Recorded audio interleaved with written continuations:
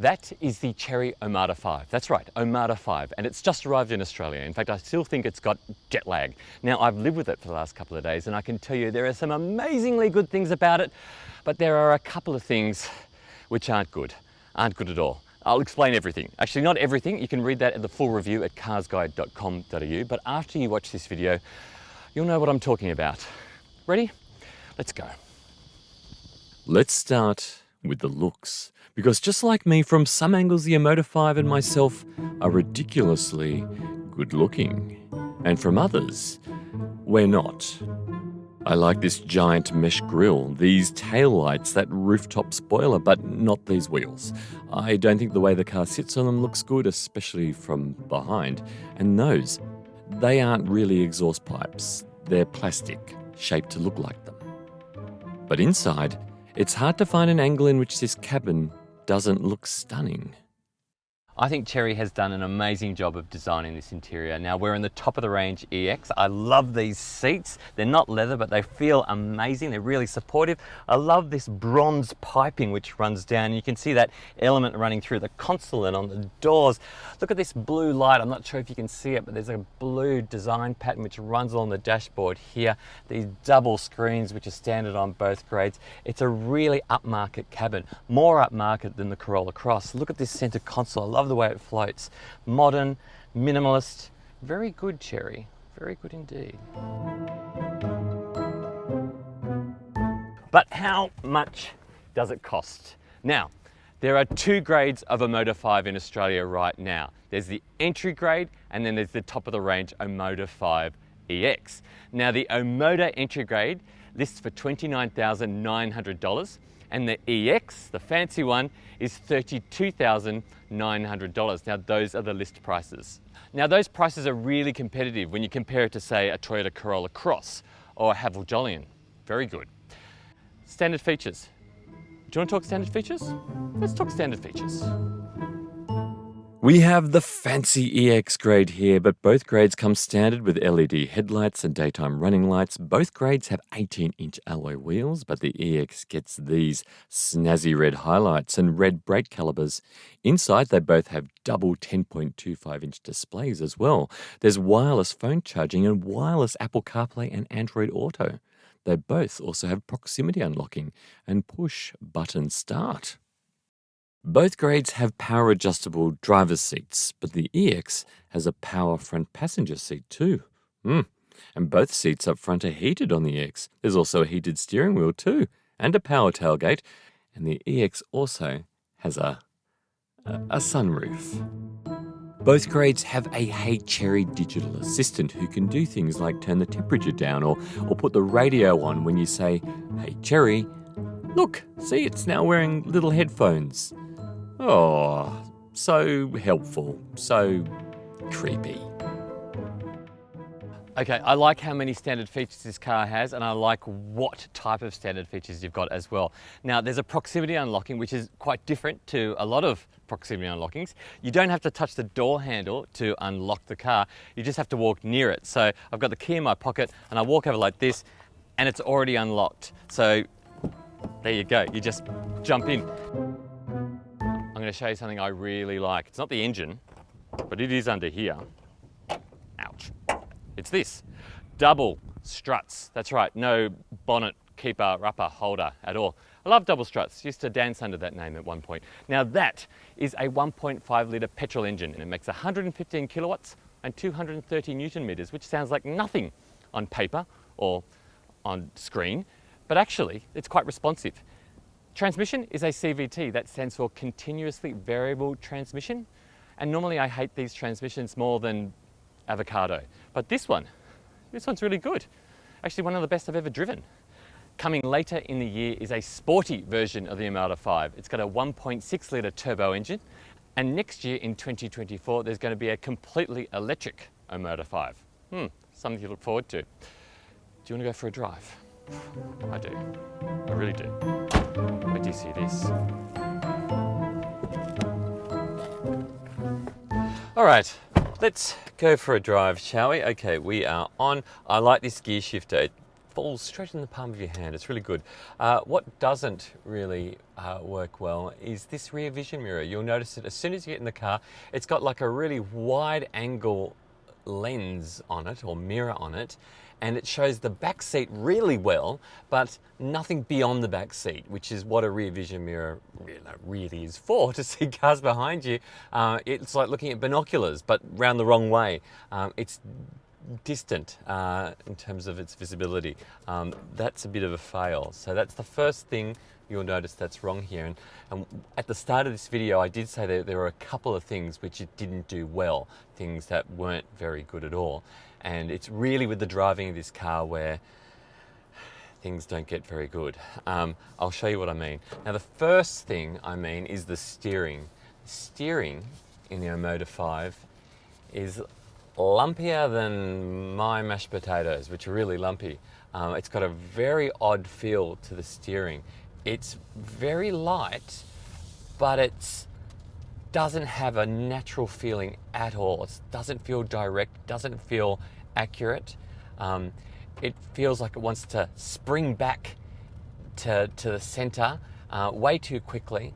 And just in terms of vehicles I've driven over the last 13 years, it's probably one of the worst steerings I've ever encountered. The engine, now only 115 kilowatts, 230 Newton meters, but surprisingly responsive. And that CVT behaves really well. Normally CVTs are, as I've said, aren't my biggest love in life. But this particular CVT does manage to get the power down really quickly, really responsively. Most CVTs, you put your foot down and they just make a whole lot of noise, or they make the engine make a whole lot of noise, and you don't accelerate anywhere anytime soon. So this acceleration is quite good for a car with a CVT. So that's a good point. Now we're coming up to some speed bumps and some little road obstacles, and the suspension, or the weaknesses in the suspension, are really apparent through here. I've got to stop at this, it's a stop sign. Got to obey the law. But yeah, coming up here, we've got some, I call them wiggly bits. There's probably a proper term for them. And you can feel the car leaning a little bit too much. Also, I'm detecting a bit of understeer as well. So that means it leans heavily on that outside wheel, way too heavily. Basically, the handling could be a lot better, and we're not even pushing it here. So we haven't even engaged in an emergency situation where we had to do any evasive steering, and I can already feel that this car is a little bit unsettled, a little bit unstable on the road. I'm not saying it's unsafe, I'm just saying it could feel a little bit more planted and a little bit more stable. Okay, now we've already spoken about how the suspension needs some more work. The handling is definitely not great either. The steering is shocking. Probably one of the worst I've encountered in 13 years of testing cars. But by far the worst part of the driving experience is the emergency lane keeping function. And I'm struggling against it right now as I'm talking to you. I've got it activated, and even though I'm not straying out of my lanes, I can feel it yanking me in with way too much force. Most systems vibrate the steering wheel gently or nudge you back in very, very tenderly. This feels like it's someone leaning across and grabbing the steering wheel and pulling you back into your lane. It's way too intrusive, it's way too aggressive, and in a lot of ways I actually think it's more dangerous having this system on than turning it off. I think yeah, and when you do turn it off, it actually warns you that it is dangerous to turn the emergency lane keeping system off. But my God, like just driving along now, we're in a tunnel, we're in a 2-lane tunnel, and you don't even have to veer out of my lane. I just have to sort of stray off center slightly, as you do as you drive normally, and it yanks you back in. You can feel it in the steering wheel, and it's really off-putting. There it is. It just did it again, and I was totally in the center of my lane, and it activated, and it yanked it back. It's bizarre. I really think it needs a software update or something like that to fix this. And another thing, no, actually, seriously, and another thing, I need to talk about the braking response. We haven't driven this car much today. We've filmed mainly today, and now we're doing the driving part of the filming, so it's not like the brakes have been worn out from a whole lot of driving over the day. But I have noticed, and this was also yesterday, that they aren't as responsive as I'd like them to be. So you come up to a stop sign like this, and you really do have to step on them and hope you're going to pull up in time. So yeah, look, they do stop. You do stop. There's no issues there, and there's no safety issues there. You do have to apply though a bit more pressure than what I've found in other vehicles, and yeah, the response could be better.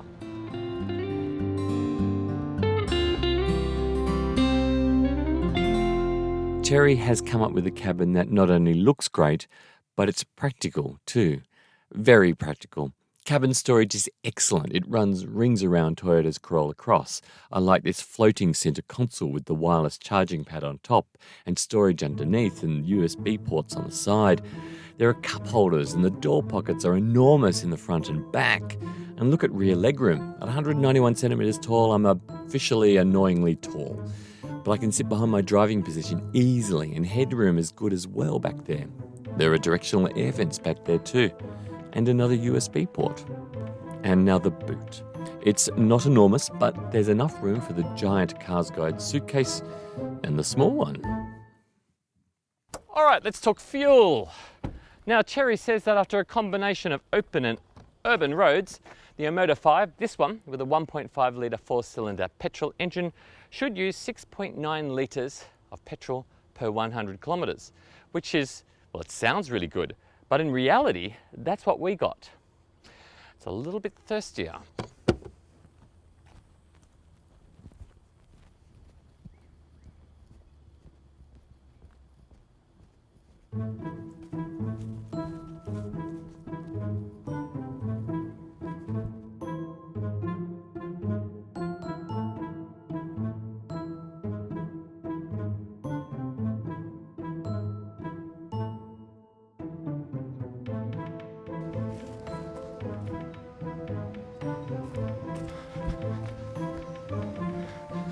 Right, let's talk safety.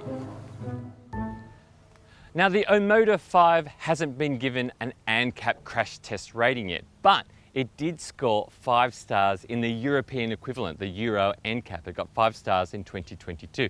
So it all looks like it's got it on paper. It's got AEB, it's got blind spot, it's got rear cross traffic alert with braking. It's got the lot. Now, I have already spoken about the lane keeping function and how I think it's just not set properly and how intrusive it is. I really do think Chery need to take a good look at that and see if they can adjust that somehow. But apart from that, it seems to tick all the boxes.